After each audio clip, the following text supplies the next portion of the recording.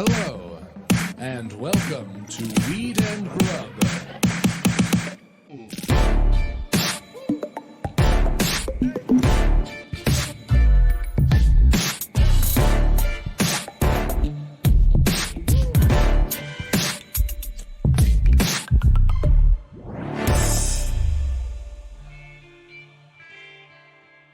I saw a new TikTok. Let's hear it.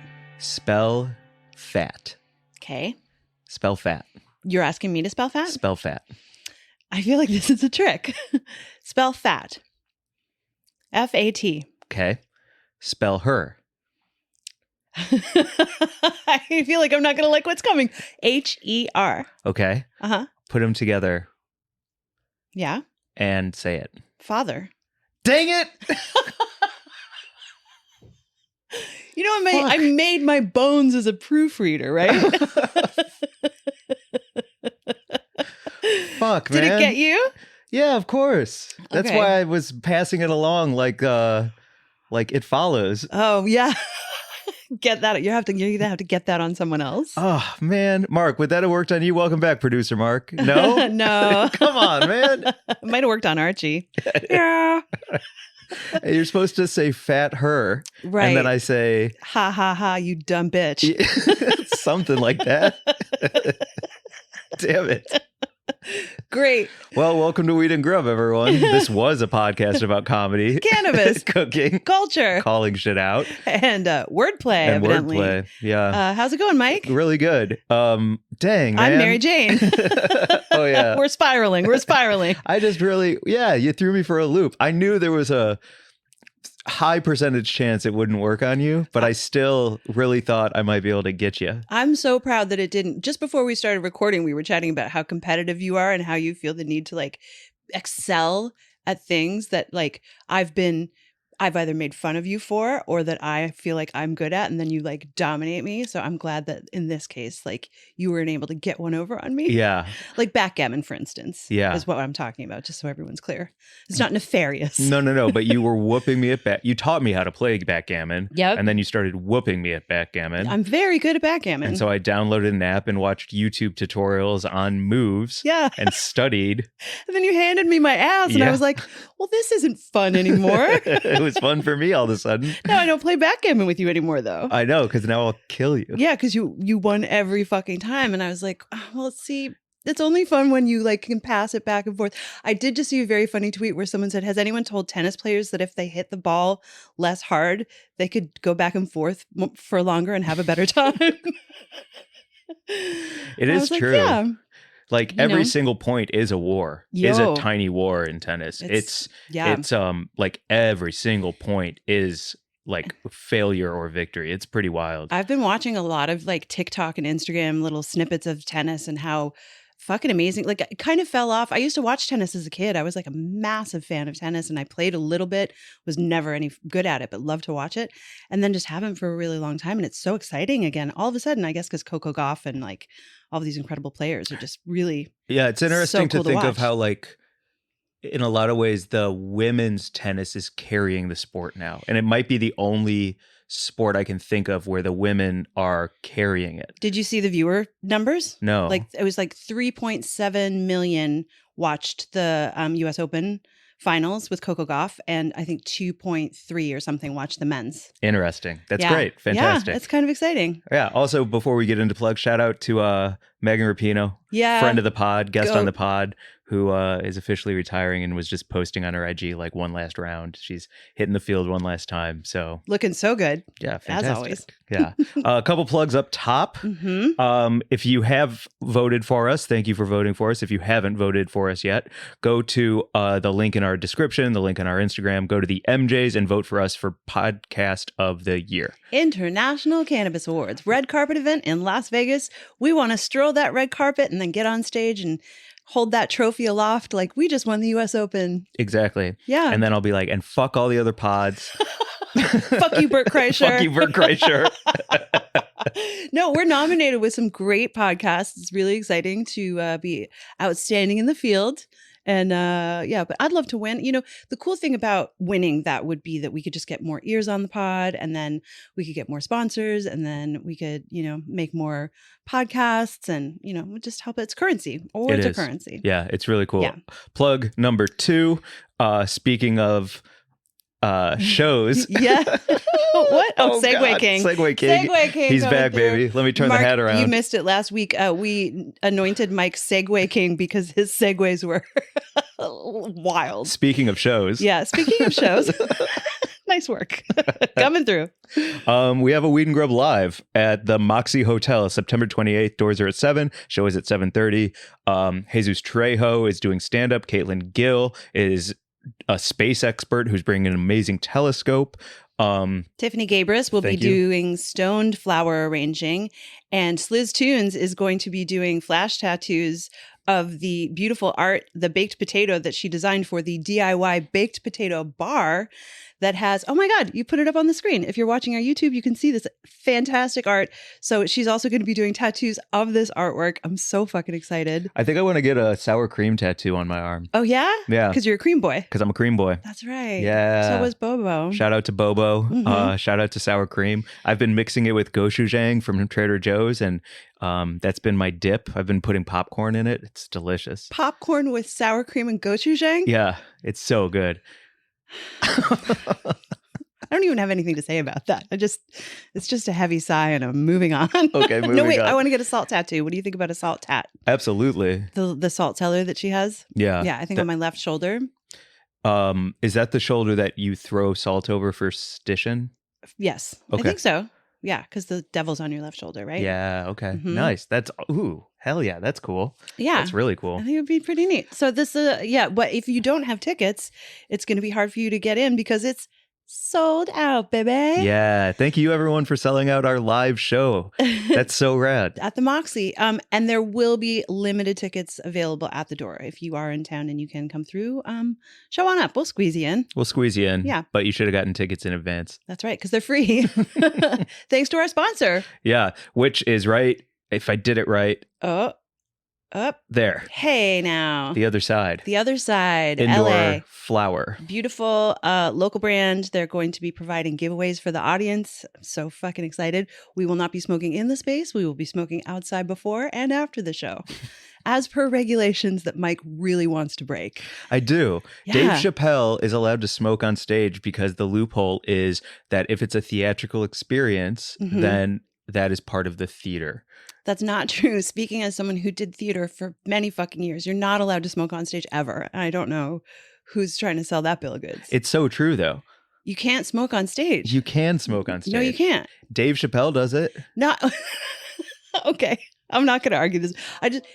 Ron White does it. Yeah, it's so like when I was doing shows, especially in like fringe festivals and stuff, like even to light a candle on stage, you have to have $1 million worth of insurance because of just all of the regulations and, you know, fire hazard and stuff. People get real mad about it. Funny you mentioned that because we just got insurance for this show. That's right, we did. So maybe we can... Fucking owned me, Mike. That's right. I did just submit a certificate of insurance for $1 million. So we can smoke inside. We're going to hotbox the Moxie Hotel. Courtney! Don't listen to him. We're not going to smoke inside. We are. We can eat edibles inside with our baked potatoes. Truth. Oh yeah, free baked potato. Okay, I gotta move on. Other side, this whole episode can't be plugged. Yeah. Okay. Fantastic. A couple Come more. through. Come to my show September 30th. Hollywood Improv. Bangers only. Billy Wayne Davis, Audrey Stewart, Joe Stoltz from Alaska, Jay Washington, Alan Strickland Williams, Logan Gunselman. Bangers only. Hollywood Improv Lab. You sound like the end of a pharmaceutical ad on TV. Oh, thank you so much. Yeah, you were good at that. Thank you. Nice work. And then I'm also doing with Billy Wayne Davis and friends of the show, Great Moments in Weed History and Last Podcast on the Left. We are going up to Redway, California to stop a bill that is going to destroy small farms. And we are raising a ton of money for small farms and farmers doing stand-up. And I cannot wait. So follow at Grow Local Podcast. And if you know anyone near Redway, please come through. All the money is going to farmers who deserve it. That's fuck cool. the government. And then lastly... I'll do this plug and I'll slow it down a little. because I'm very proud I had of a this. Red Bull, man. I'm fucking I know, cruising. I'm drinking this nitro coffee. God, that's a lot of my face up on that screen. Okay, I have a My Sandwich, My Choice show October 5th in Venice at Little Lunch, which is an amazing cafe that's an event space. We're going to be making sandwiches. We've got a DJ spinning. We've got some comedians lined up. There's going to be an appearance by the Beaver. There's going to be money going towards reproductive rights organizations, and it's going to be a good time with good vibes. Laura Ann's Jams is providing jam to make. We've got 2 sandwiches, and when you RSVP, you get to choose one of the 2 sandwiches. Almond butter with strawberry Syrah jam from Laura Ann's Jams, caramelized bananas on challah, or Nancy Silverton-inspired classic grilled cheese with marinated onions and whole grain mustard. We will be putting these sandwiches out thanks to Michael Walker from Comfy Pup. He's going to be on hand helping me grind out the Sammies for the masses. Oh my God. It's going to be such a good time. A challah PB&J is one of my all-time faves. With caramelized onions, just for that little... And and then Paradise Club is providing infused treats. And we've also got St. Hildy's, which is a hard seltzer. Yum. So... Damn. Come through, eat, drink, and, fund abortion. That's awesome. That's funny too. Like you could make a reel of you pushing down. It's almond butter and Syrah jam, right? Strawberry Syrah jam. Strawberry Syrah jam. Mm-hmm. You could do a reproductive rights reel where you're pushing down on the bread and the strawberry Syrah jam is oozing out from the inside of the bread, and then you could say "My Sandwich, My Choice" for the show. Mm-hmm. I think that'd be a fun poster. I think it would too. It would really get all the people who love screaming at me that I'm a fucking baby killer on Instagram going. Absolutely. Yeah. Yeah. They're mad. I think I need to cleanse my timeline of those guys. Those are fucking, I'll get to it. I saw some stuff that I want to put on my timeline as a cleanse. Okay. Are we done with plugs though? No. Shit. Oh God, my Substack. Please sign up. It's the same, My Sandwich, My Choice. And that's a newsletter. It's coming out every week with recipes and news and lots of information about reproductive rights again, because that's what I'm on about lately. Yeah, that and how you got skewered. How I got dragged. You got dragged, yo. Yeah, I really did. It was the first time that I'd made a sandwich video that got truly some people who I like and agree with who were like, yo, you fucking missed with this one. You whiffed. And I was like, I did. I'm not afraid. You're not allowed to say it. You're supposed to have my back no matter what. But anyway, I basically failed to contextualize the point I was making properly. So it just seemed like a failed argument. And I fucking get it, Yeah. You have to be careful with this kind of thing, especially when you're talking about complicated and hot button issues like abortion in particular. And I addressed the video. I was like, this one goes out to everyone who believes that abortion is murder. And then I just quoted a bunch of historical context for abortion through the ages. And everyone was like, well, you didn't prove that, just because it's been happening forever doesn't mean that it's not murder. And yada, yada, yada. Anyway, we don't have to get into it here, but I definitely failed to contextualize it by saying, well, the reason I made the video was because a dude told me that there was no history of choice. Yeah. And it was really a response to that guy and not meant to prove anything other than that it has always existed and it will always exist. And criminalizing it doesn't do anything. You're allowed to miss, other than make it unsafe. And thank you. I appreciate that. You know what I mean? You've been making sandwiches for almost a year now. No, 6 months. 6 months? You're allowed to miss. Yeah. It's not like you came on stage and you were like, I'm actually Native American, vote for me for president. You're not lying. You're just tried something and it just missed the mark a little bit. Yeah, thank you. I appreciate that. And I love Elizabeth Warren. That was a big whiff on her part. Come though. on now. Yeah. Seriously. Mistakes were made. Yeah. Thank you. So, well, yes, as far as the timeline cleanse goes for the people who were dragging me in the comments goes, I wanted to share this little video with you. It made me think of the good time that you had in Alaska when you went to that Pamela Anderson race. Oh, the pig race at the Alaskan State Fair was one of the best experiences in my life. Mm-hmm. Pamela Anderson won the first heat. And then in the second heat, Alan Bohr won. And so it came down to Pamela and Adam Bohr? Who is that a play on words with? I don't know. I get the Pamela Anderson, obviously. I don't know. Alan Bohr. I don't know. I thought he was maybe some political figure or war leader or something. Alan Moore? Is Alan Moore someone, Mark? Okay. Alan Moore is a comic graphic novelist. He's probably the best of all time. Oh. But he did Sandman and stuff. Oh, no, that's Neil Gaiman. Alan Moore did Watchmen. So okay, yeah. nice. That's the first time I've ever heard you speak up on this podcast, Mark. Yeah, very passionate about his watching The Watchmen.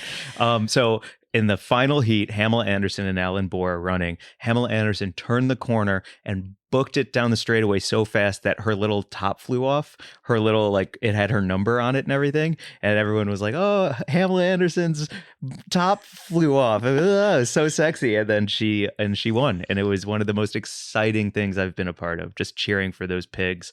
I loved it. I was like, I'm not into horse racing. I don't like dog racing. All of it feels like weird and cruel. And I've just heard too many horror stories about horses hurting themselves. But a little pig race all day, any day. Right. Yeah. That's just for funsies. Yeah. Yeah. And well, then you do eat them, probably, I'm guessing. Hamela? No, Yeah, no. She was just a fun farm pig? I think so. Okay. Yeah.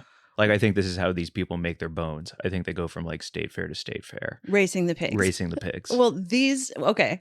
I saw a duck race. I have a little video of it if you don't mind swiping. This was the Kentucky Derby that I just went to when I was up in Washington, and I put all my money on Snoop Duck.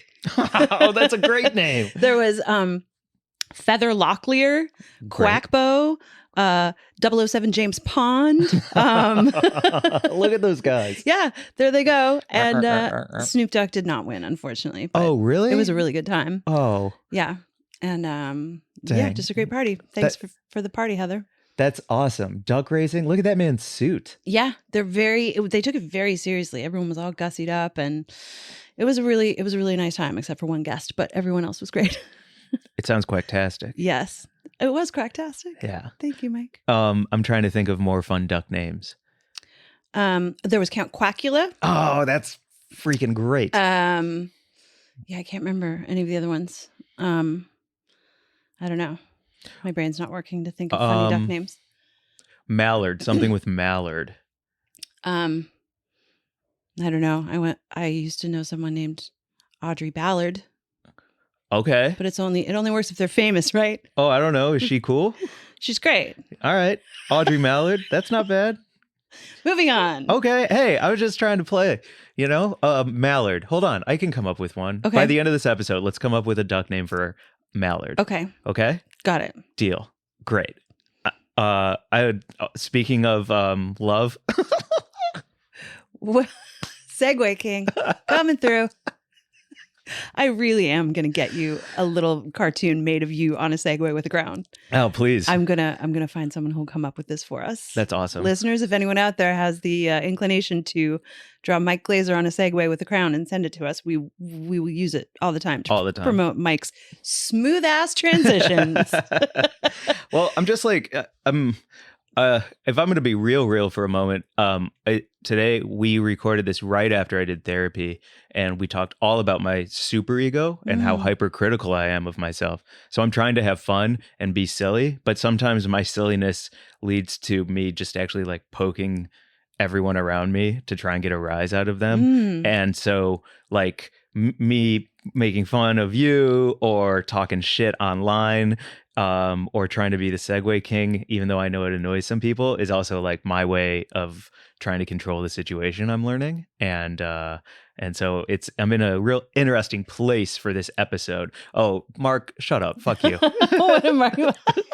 Mark just wrote, what? No way. Wait, I want to know, do you mind if I ask just a little bit about it? We don't need to like dive into it too deep. But I mean, I'm feeling it right now, so sure. Yeah, can you tell me more about superego and just what you've learned about what that is? Okay, so I've learned that there's the ego and the superego and the id, and the ego is like a inflation of self, and a superego is supposed to balance that out with like the criticalness. And then id is like that playful silliness that like hangs both of them together like weights. And my superego, I've learned is huge, and because I'm so hypercritical of myself, and I've always thought that being an overachiever would I've always thought that if I'm an overachiever, it'll fix everything in my life instead of addressing the real issue, which is just that I'm like riddled with anxiety and never felt safe growing up. And so I was hoping that if I could be the best hockey goalie in the country, go to culinary school, get all A's, and do all that stuff, then everything would work out. And when everything doesn't work out, the criticalness just builds and builds like Tetris. And there's no long piece that can clear all those tiles in one fell swoop. So ultimately, what I have to do, according to Peter, shout out Peter, is realize that that voice in my head is a feeling, not a fact, and that hypercritical, anxious insanity is something I can be aware of, but also I can like call it out and be like, no, thank you, sir, and just like push it to the side. And so that's my new thing that I'm trying to do. Wow, Mike. Fuck yes. Yeah? Okay, Yeah. cool. Well, thank you for asking. It's like right at the tip top of my brain right now. So I'm happy to like kind of get it out, because I didn't have time to journal before we recorded. So it's just kind of like sitting around. I mean, I'm fucking amazed that you're able to, do anything, because that like just feels like a fundamental, cool new realization to hold in your head. Yeah. Well, and also to be real, I think it's podcast appropriate. Weed has helped me with my superego more than anything, besides therapy and meds, but like kind of allowing a different headspace to be inside me because I'm high and I'm a little more happy and I'm a little more easy on myself. And I got to chalk that up to like a nice heavy hit. Right. And do you feel like that's also because, like, for me, what weed really does is it holds me in the present moment. Yes. So I don't ruminate or forecast, I'm not thinking about the past, which is like a lot of grief, and the future, which is a lot of anxiety. it holds me in the moment a little more. Yeah. So perfectly said. That also helps me not be hard on myself and judge myself. So I just wonder if, that's your experience with it as well. Absolutely. It's that presentness. Yeah. Yeah. So that's what's up, yo. Oh, fucking huge, Mike. That's awesome. Feels cool. That's very fucking cool. It's also, we'll see where it all goes. Yeah. But it's a good start. Yep. Massive. Yeah. So all of that is to circle back to poking the bear. Okay. I'm trying to get ratioed on TikTok right now because the writer's strike is probably over. They're working on the language. There seems to be an agreement. Tentative deal. Tentative deal. Yes. And I just want to give a huge shout out to Netflix CEO David Zaslav for making it happen. He put in the work. He focused. Wow. He got everyone to come together and get rid of the strike. And I just want to say you deserve a raise, sir. I am so happy. Oh, of Warner Brothers, not Netflix. Thank you, Mark. I'm just so happy he could get it done. And we all owe you a huge debt of gratitude. And if you could write yourself a little cool $100 million check for making it happen, I think you deserve it, sir. And I'm also looking forward to when we can sell pharmaceutical ads on Netflix. I think a restless leg syndrome interrupting me watching WWE Raw on Peacock would really go a long way. Great. I haven't seen one ad for guns, even though I have been watching action movies. It just makes sense. Let's get those ads in there. Get those gun ads Let's popping. get those gun ads popping. Cool. Pop, pop, pop. Oh my God. Yeah. I don't even know what to say about it. The whole thing has just been so bewildering that they would let this strike carry on for, I think it was 146 days or something until they reached this tentative deal. Yeah. Based on 2% of the profits. That's what they were trying to hang on to.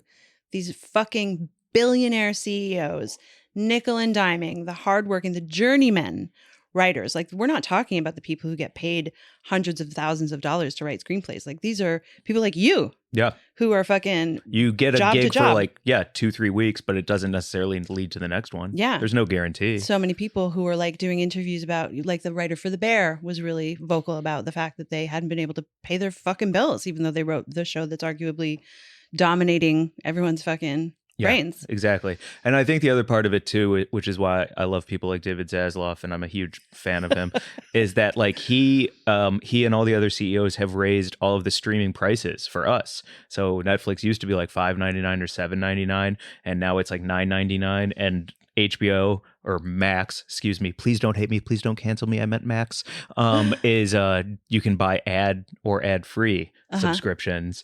So like they're making money from a million different ways. Yeah. But the writers and actors aren't seeing a lick of it. Yeah. The same thing is happening to TV that happened to music, right? Like when we were talking to David Crosby about his experience as a, one of the world's most famous musicians, all of a sudden having his entire fucking income dwindle down to fucking nothing because of the streaming services. It's happening in Hollywood. Yeah, but I'm also guilty of only watching YouTube. Like I am not supporting. I'm not supporting Hollywood the way that, like, you know what I'm saying? Like I am an AMC A-lister. I do go to 3 movies a week. Oh my God, dude. But I'm also like not watching The Bear season 2.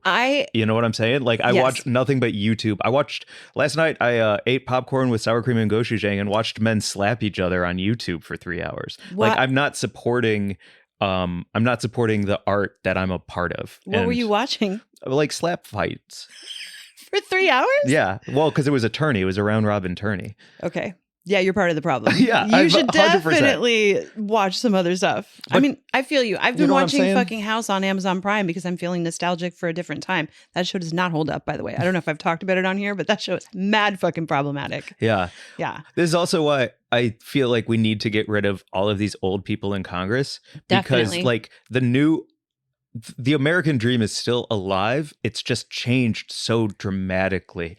You know what I mean? Like I have a friend who leaned into eating food in their car and now they're making great money sitting in their car and eating food. Like the American dream is real. Like you can be an entrepreneur here. You can create your own business. It's just different now. And it's a little more selective and it's a little less populated, but it can happen. I think that's a good way to think about it because it is like, you know, there are so many people sounding the death knell for America right now. And they're all saying late stage capitalism and crumbling democracy and all this kind of stuff. And, you know, we have friends who are entrepreneurs. Fucking Wanamaker, our friend Jordan, she just launched Salad Sprinkles. I think she's going to dominate the fucking salad game. Bill Oakley, former guest of the podcast, has completely leaned into his whole food influencer thing. He just partnered with, I just saw he has a partnership with a beer company now. Fantastic. Like there are ways to obviously like make your dreams come true and stuff, but also it's incredibly difficult. It is, but like I mean, even to go talk about the writer's strike for one more moment. Sure. Like the old way of sitting in a room and writing in a big group of 8 people is kind of dead, and with good reason, I think. Oh. Because there's too much content. There's too many things to watch. It's a huge gamble. Production is expensive. And you just don't know if it's going to be a hit or not. Versus I go on TikTok and I watch a guy chop onions, throw them in a pan, caramelize them, and make like a French onion soup. Yeah, but he's just making a fucking soup. He's not like saying words to be funny or interesting. Or right, but I'm in heaven and I'm enjoying it. And that's my new like, that's the content I love. And so like in a weird way, it's not that TV is dead. It's just that it's not as important as it used to be. To you. To me. But I think a majority of people, like, I would argue, I would love to have like 6 20-year-olds on a panel and just say like, what do you watch? Oh God. Do you know what I'm saying? I think it's fucking depressing though, because it's so important to, you know, consume beautiful art in order to be a whole human being. It's so important to, you know, I just actually took my brother-in-law Walt to see Oppenheimer. I'd already seen it. And I was like, I need him to see this because this is something that will like enrich his life. I know he's going to enjoy it because it's old and it's about building things, a nuclear bomb, but like, and I also just wanted him to see the artistry of it and to go and sit in that theater for 3 hours and watch. And I'm not a, you know, big fan of that kind of movie, but it was so incredibly. You're anti-nuke. I'm anti-nuke and I'm anti-man. Oh, no. That movie was about a lot of men. No, it was just so beautifully done. It was so incredibly, like on every level, you know, and I was thinking about it and how epic it was and how necessary it is to have that kind of work in the world and for people to see it. And I know a lot of people did see that particular movie, but to see more of that kind of thing, to read more books, to listen to entire albums. I just listened to this entire album of Harry Belafonte singing. And I was like, you know, it's all fucking throwback shit, but like, I don't know. So the viewership, the broken brain of like small form, small bite social media content, I think is problematic. It is, but I think that also means that reading, I suspect, is going to come back in a huge way. I think reading is having a resurgence because of broken brainism of like 10, 15, 30-second stuff. It's like I need to be immersed in something, and TV is mostly shit and movies are big and beautiful, but you know, it's a real choice to go sit for 3 hours in a movie theater. I think reading, it's expensive. I think like reading is having a resurgence in a way that it has, that I haven't seen since probably 25 years for like truly for like 25 years since I was in since high school when I was just devouring probably 3 books a week, you know? Yeah. Yeah. It's awesome. There's a meetup group in Seattle. I can't remember what they're called, but they gather to read together in like public spaces. Like there's a bar, I think, that hosts like you all come down and you read your novels together and you sip a cocktail and you don't chit chat. You're all just sitting together reading. I think that's so nice. I would definitely go to that if that existed in LA. Yeah, especially after dealing with that movie theater dude you had to deal with. Like, I'd much rather read a book than ever interact with anyone you interact with in life. You got a picture. Okay, because I did him? I did want to talk about the overenthusiastic popcorn worker that I had to deal with. Also at the Regal. So I went to see Oppenheimer at the Regal in Poulsbo, and I haven't seen a movie in a Regal cinema in a really fucking long time, but I don't know what the programming is really like before AMC movies. I feel like you don't have to watch a ton of ads, right? It's a lot of trailers, but it's not like crazy amounts of commercials, is it? Not when I arrive. I'm usually like smoking weed in the bathroom stall during like until the trailer starts. Maybe that was part of my problem, is that I was like on time, which is early, right? Which, by the way, sorry, but like I smoked weed before seeing the Ghost of Venice or whatever the Hercule Poirot movie is this weekend, and I was smoking weed next to someone smoking weed, and we were both in the bathroom stalls giggling, and that was a lot of fun. Did you do a little pass under the stall? I wanted to. Yeah, that would have been great. New friends. New friends. I did not smoke weed and I was on time. And that's my own fucking fault, because then I was subjected to 1,000 commercials. 1,000. I felt like it was truly like half an hour of fucking commercials. Everything was terrible. There was one commercial for a new show from the people who made The Boys. It's a new show called Gen V. I love The Boys. About kids who have superpowers being at an evil boarding school. And it looks fucking cool. There's one girl who has superpowers where her blood comes out of her body and turns into like ropes and tentacles and shit. And there's another person who has a superpower where they just get tiny, and then it shows them like crawling around in a person's like brain at one point. Awesome. I'm excited about Gen V. Can you imagine getting hit with someone's blood? Yeah. In the face? I'd lose my mind. Gory as fuck in the trailer for the show. It looks great. And I love The Boys. I would never want to be a supervillain. No. Ew. Fucking nasty. So that was good. But otherwise, I was subjected to 1 million Type oh no. Yep. There you go. You want to make your Mallard joke now? I'm thinking about it. Could you see it? I could see it. I could see you working. Oh, fuck. Oh, my God. So 1,000 fucking commercials. But that wasn't the most annoying part of my Regal Cinema experience. The most annoying part was when I came in, there was this person who was manning the cash register, who was the ticket taker, ticket seller, and the popcorn concessions person. They were the only person working there, except for the manager, who was standing weirdly like 7 feet behind them to the right. Ooh, micromanaging by presence. I felt like, like either they're like on probation, or maybe they're new, or whatever the fuck it was, but they were crazily like being supervised or surveilled by this creepy manager who was masked up. So it was like, I don't know, the whole vibe was bad about it. Yeah, but then this worker was like so overly enthusiastic about the popcorn and upsizing from the medium to the big, and whether or not it was going to get. And I was like, listen, this is a job where you just need to be high, and you need to be chill, and you need to just sell me my fucking popcorn, and then I move on and I go see the movie. I am not interested in this like high octane energy that you're trying to engage me with in order to impress this fucking creepy manager over there. I don't like it. Yeah. I'm not having a good time with it. Please stop talking to me. Just sell me the popcorn. And then I felt bad because that makes me a grouch. But no, it doesn't. I was like, oh my God, this is way too much. I mean, the only way that like that gets positively reinforced is the person who's like, yes, fine, to whatever you're saying, just get me out of this. Totally. In which case they immediately were like, oh no, this is a good sales like this is who I am and it's working. Yeah. And you know what I'm saying? I did. Yeah. Ugh. The hard sell on the whole situation had me kind of spun. And then I was with Walt, and he was like, where are the napkins? And this person was like, well, there's 3 dispensers and they're all over the counter. You can't miss them. And Walt was like, well, obviously I can. Damn. And I was like, fucking cold. We're 2 stone cold grouches just going to see Oppenheimer. Yeah. Shut up. We're going to go see a movie about men and nuclear war. Yeah. Well, also, I do believe that Walt is at fault in this situation as well. Well, it's just because he's tall. Because, okay.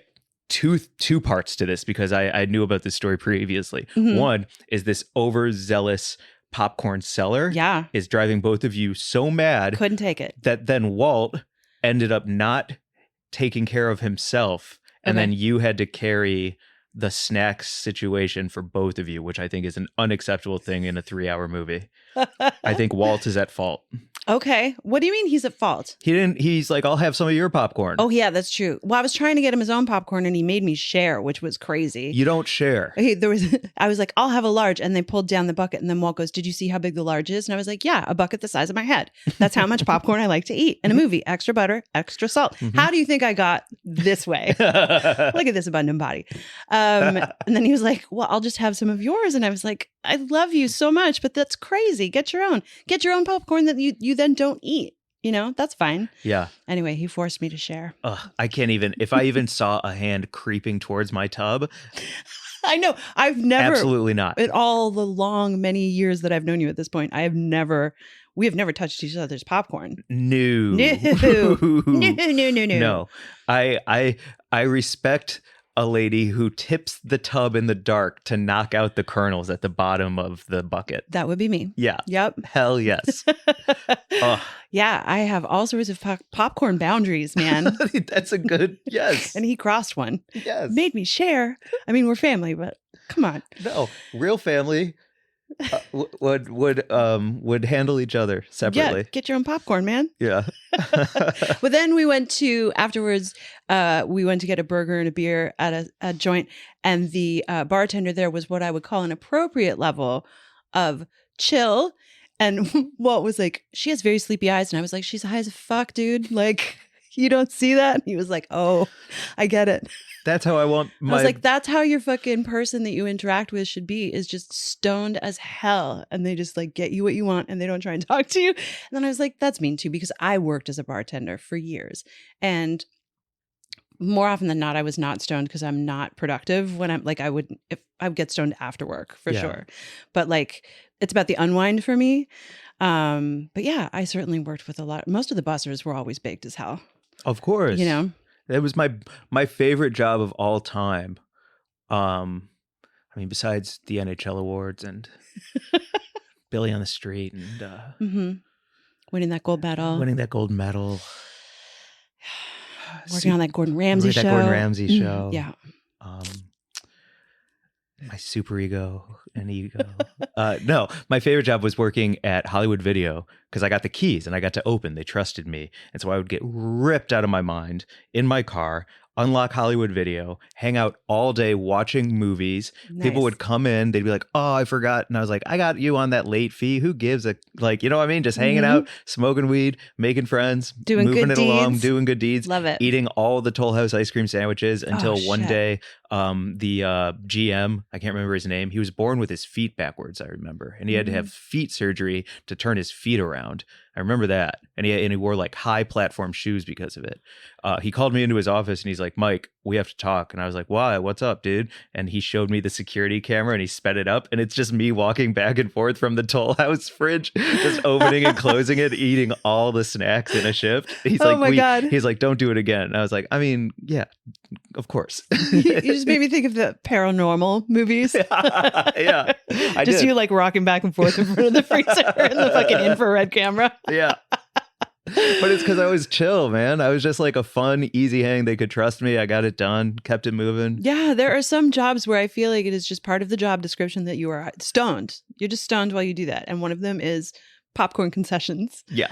You know? 100%. Although there was, and then I felt bad because you did remind me of that popcorn concessions person who went viral last year for their incredible popcorn skills. Oh my God. And they were so high octane and like so ebullient. He's putting on a hate show. That person. He's putting on a show. That's true. This dude is just like a sniper for bad vibes. Yeah. And that guy was spinning the tub and adding the butter, making, a real like bar cocktail.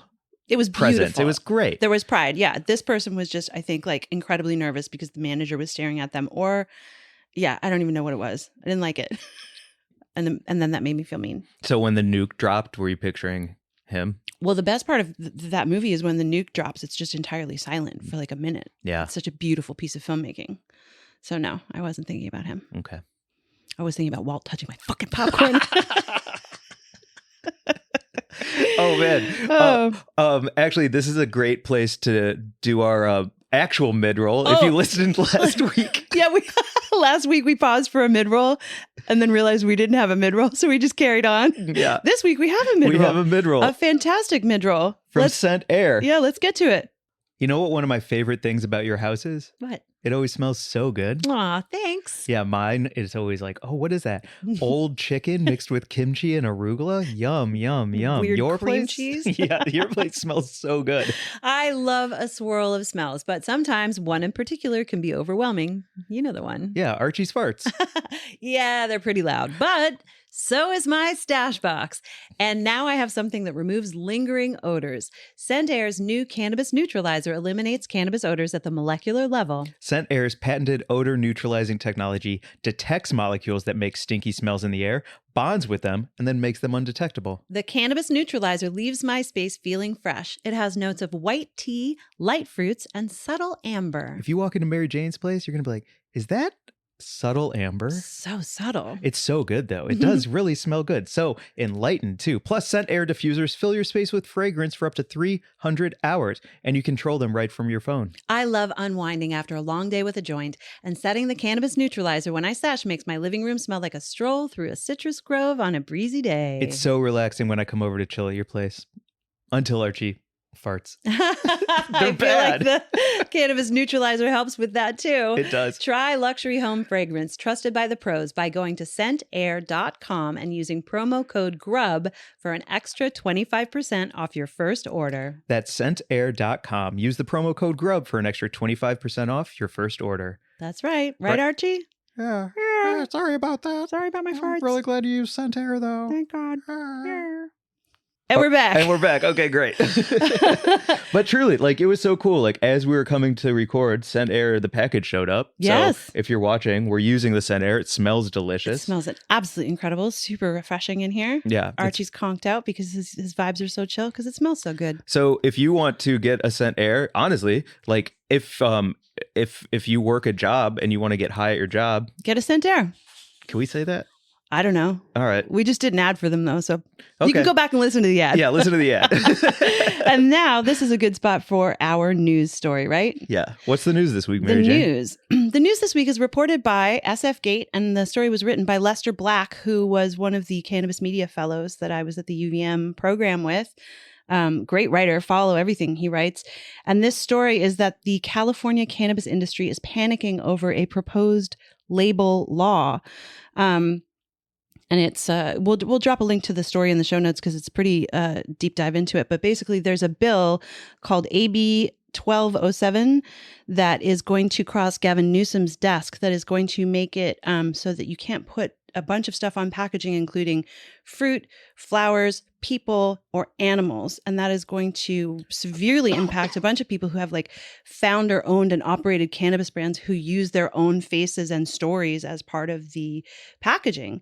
And it's really going to affect, especially there's some brands. There's one brand in particular that he talks about that's owned by Amber Center, who has a brand called Landrace Origins, which is a specialty line of cannabis that pairs African coffee with heirloom pot strains.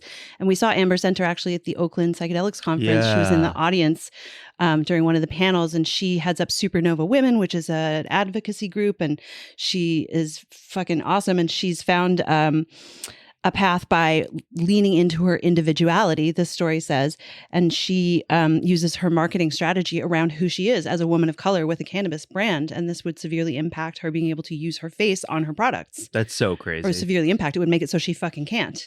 So I thought, in addition to just like talking about Lester's article, there's a beautiful letter. Or bring your computer over. I'm going to bring my computer over so I can look this way. Thank you.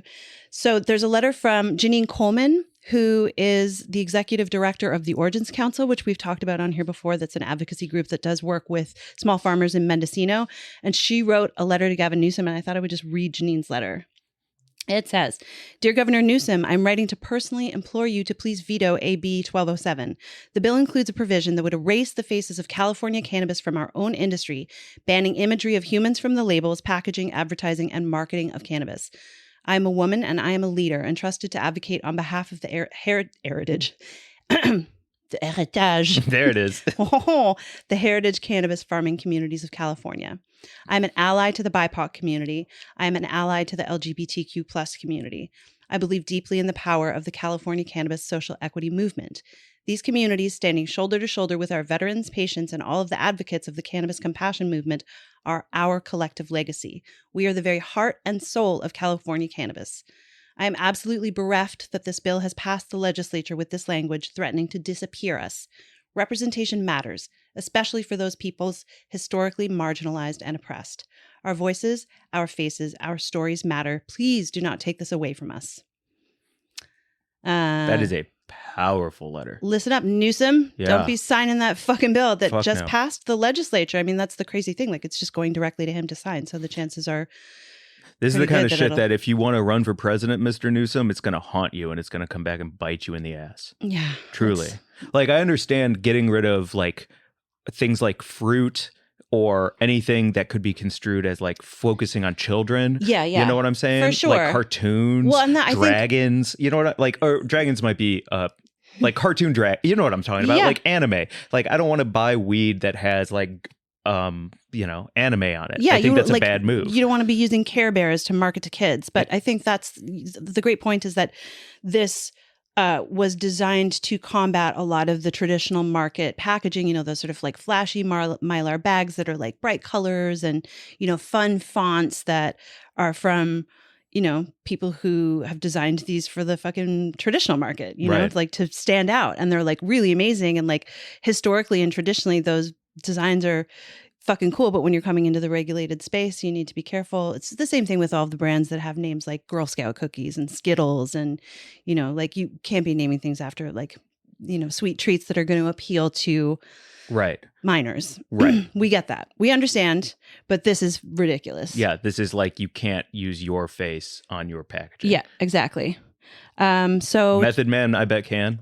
I bet, you know what I'm saying? Like, I bet there are people who are going to be allowed to. Like, if this passes, they won't be. It would be signed into law in California. And, like brands like Swami Select, for instance. I mean, Swami is like, I don't even know how old the guy is, but he's an elderly guy who's been a farmer for, decades at this point in Northern California. He's beautifully like growing this organic weed, and he uses his face to sell it because people know who he is and trust him as part of the cannabis community, the grassroots community, and he wouldn't be able to have his face on his brand. Disappear us is a heck of a way to say it. Yeah. I really like that. Like when we were at the Oakland Psychedelic Conference and we went to the Why Ceremony Matters, and they were using the word extraction for people like, he doesn't have braids anymore, but he used to have braids, coming in and extracting like culture and then using the white people using it for themselves to like sell classes and bullshit like that. Yeah, it's like strip mining, right? Yeah, you're just taking what's going to benefit you and then you're leaving the community with nothing.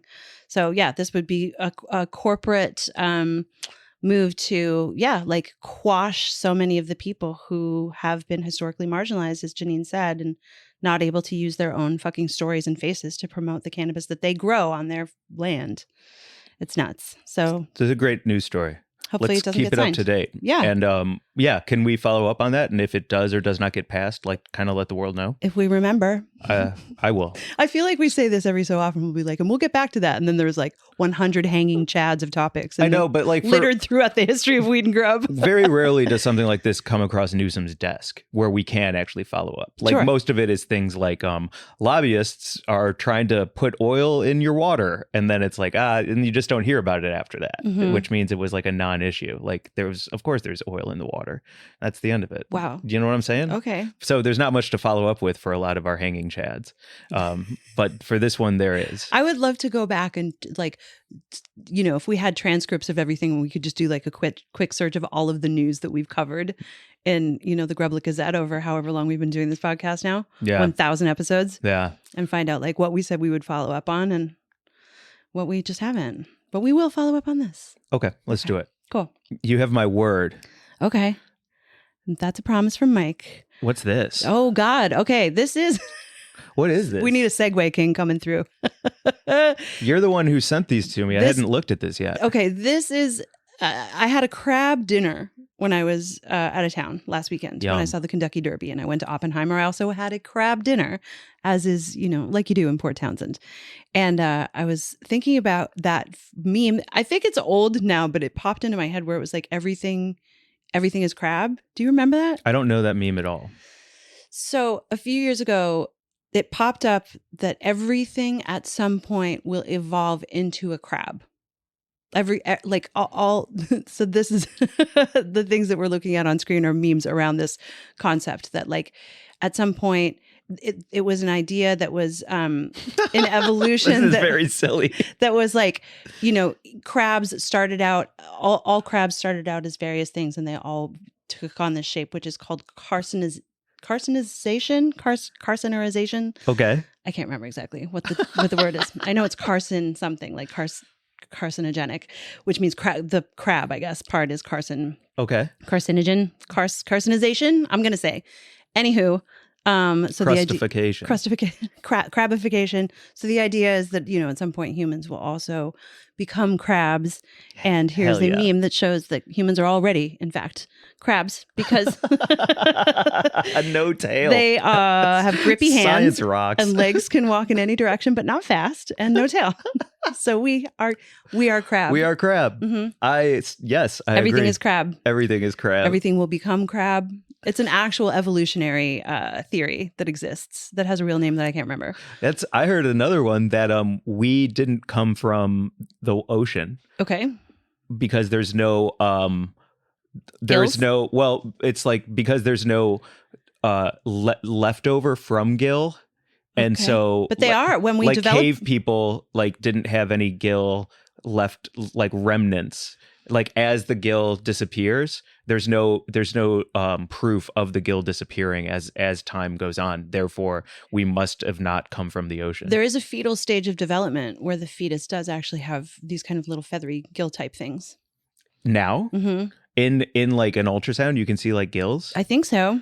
Really? So we are crab. We are gill. I think we are gill and crab and all one.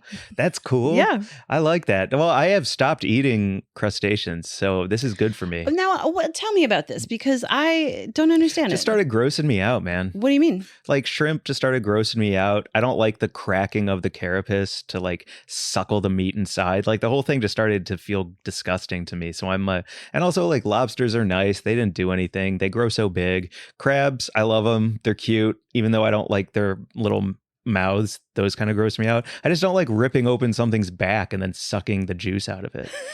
I mean, when you put it that way, right? Yeah, yeah, it's weird, and so I don't like it. I got you. I want to kill an animal to eat it. I think that is something that is important that I do. Mm-hmm. I want to kill something and then eat it, but I don't want to. But I don't want to do that with seafood.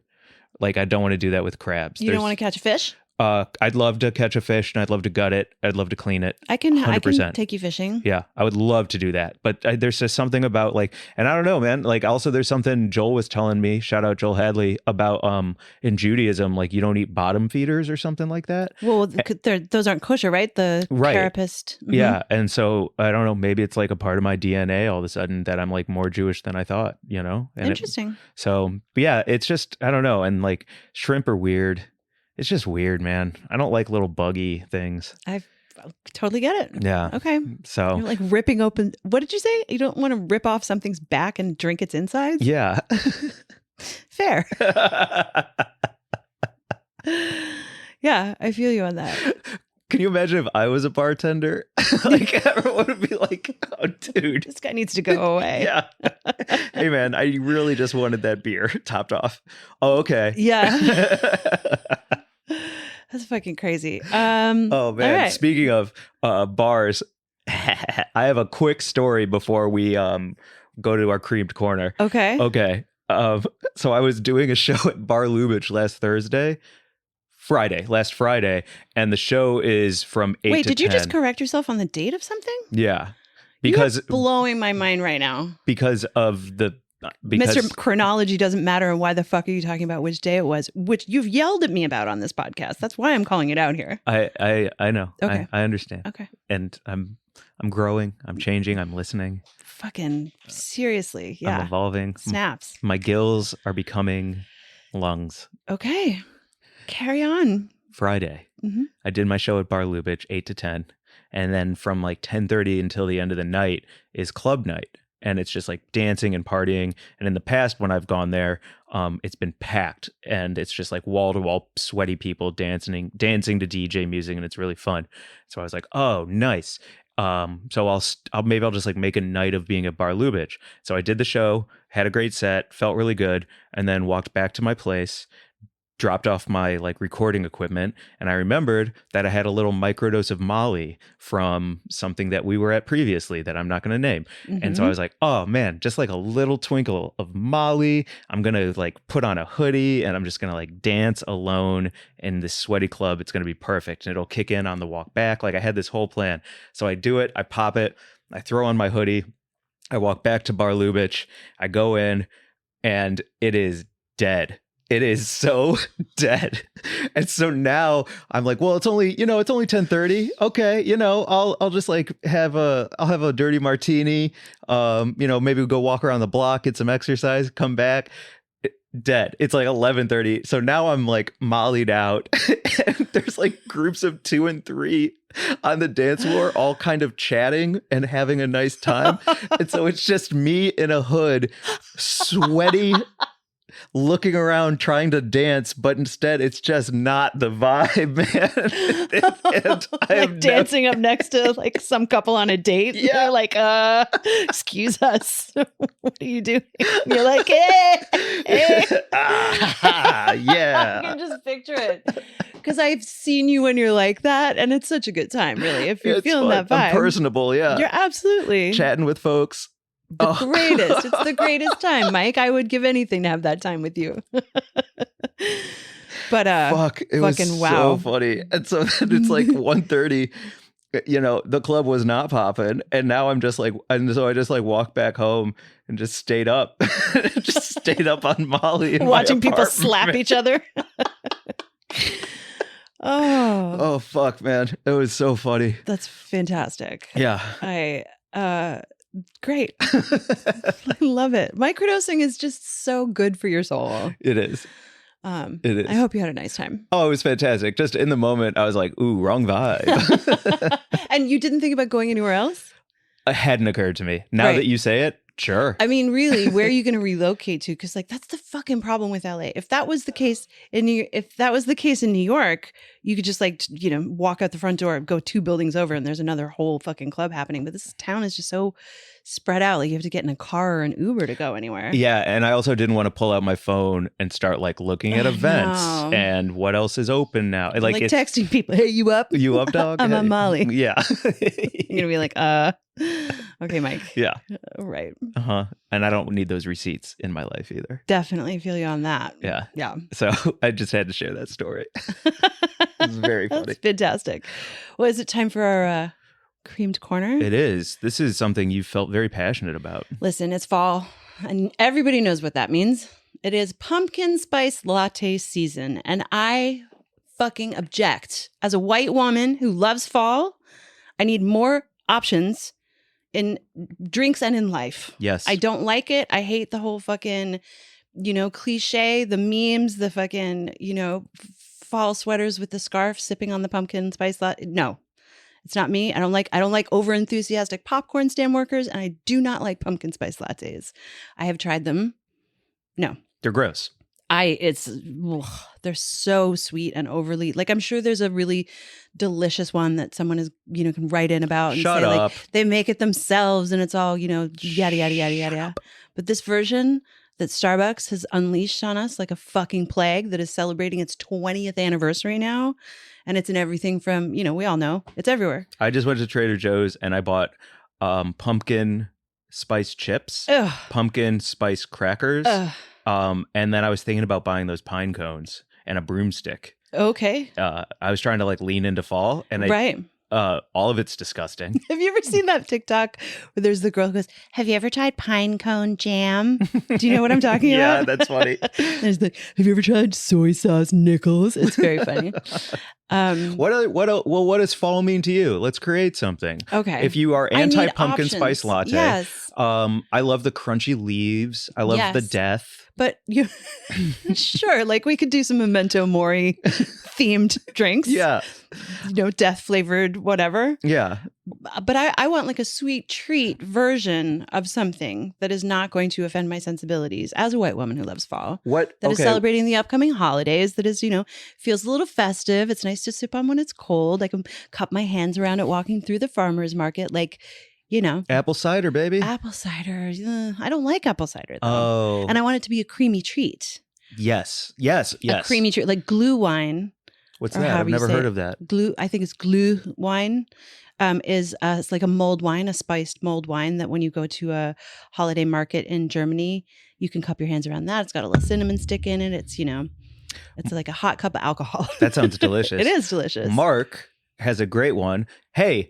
Gingerbread flavor. Gingerbread is awful for houses. Yes. Great for sipping. You don't want to build your house out of gingerbread? Well, I just it's so gross. Like if we're gonna get rid of pumpkin spice latte, let's also get rid of gingerbread houses because they like that pasty glue that sticks it all together is so disgusting. But I don't feel assaulted by gingerbread houses like I do by a pumpkin spice latte. As a white woman, that's who true. Loves fall. It's like I'm supposed to have one of these fucking things in my hand all the time now that the cold weather has arrived. I don't feel like anyone's trying to stick a gingerbread house into my. Right. You know what I mean? Well, how would you feel about a gingerbread drink? Like a hot or a creamy treat? Yeah. I don't know. I think with the ginger, because ginger for me is such a healthy, tasty, I love a golden latte. I mean, I guess if I could afford golden lattes, that's what I would That's replace. not what we're talking about. We're talking about big box store. Yeah. Shoving creamy treats. Yeah. Damn. I don't know what else is fallish. Pumpkin spice is it. I'm sorry. They've done such a good job of convincing us that that's the case, but it's only not. Flavor I can think of. Sticky toffee pudding. Yum. Come Fucking on. Yum. That is I make one every Christmas. I, live on it for a week. Yeah. Sticky maple. Maple. Thank you. I can't believe I didn't say that. I'm Canadian. Well, it's right behind me. Oh, fuck. Chai. I just saw the word chai. Yeah, chai is, all year round, though, but for me. I honestly, sticky toffee pudding could be the new pumpkin spice latte. I think we should try to make it. Great. It's fucking great because it's made with dates. So it's healthy. Mm-hmm. Sure. Not really. Yeah. Full of the sugariness. And then you pour condensed milk all over it. And it's, Sticky toffee pudding. Yeah. A sticky toffee pudding. I think that's what I'm going to go with. Would be my replacement for the PSL. I love that. So that does scream fall to me. I think you nailed it. Yeah. Truly. I mean, I suppose you could try and make something creamy with, what else what are the other fall fruits? Apples? Yeah. I don't know. They've Blueberries, had their time. Kind of, or fall. Fruit's lame. A little bit. Fruit's so lame. Fruit is pretty lame. You know what I mean? Yeah. It's pretty lame. What else makes you think of cold weather? What else do you go with? Are there any rum, meats? Meat? I don't want to drink meat. Like a delicious, pork crackling latte. I'll tell you what, if I saw a little crackling sticking out of a drink, I would try pretty good. A pork crackling latte. Yeah, I'm not opposed. A little dusting of rock salt on there. Little roast goose latte. Yo. Listen. I mean, bone broth. Yeah. Right? Is I'm about it. Is supposed to be super healthy. So if I could go to Starbucks and get a bone broth with a pork crackling top latte, that would be incredible. Are you listening, Starbucks execs? Oh yeah, they are. Please. And they are not getting a hold of us. They are not reaching out. I wouldn't be surprised if we see it in development. A bone broth latte? Yeah. I mean, they are doing crazy shit in all of the processed food world now where they're doing chips. I mean, I'm walking into just my regular convenience store. I don't even need to go to specialty stores to find insane chip flavors nowadays. True. So let's fucking revitalize the latte space and get rid of this absolute fucking nonsense. Preach. Yep. Buzz of the week? Soapbox. Yes. Let's do Buzz of the week. Okay. And get out of here. Okay. All right. Damn. I'm so glad we figured that out. Me too. That feels really good. We came up with 2 drinks. Not bad. Who's your butt of the week? Oh. My butt of the week this week is Papa Zaniel. Okay. Homie, thanks to Joel Hadley.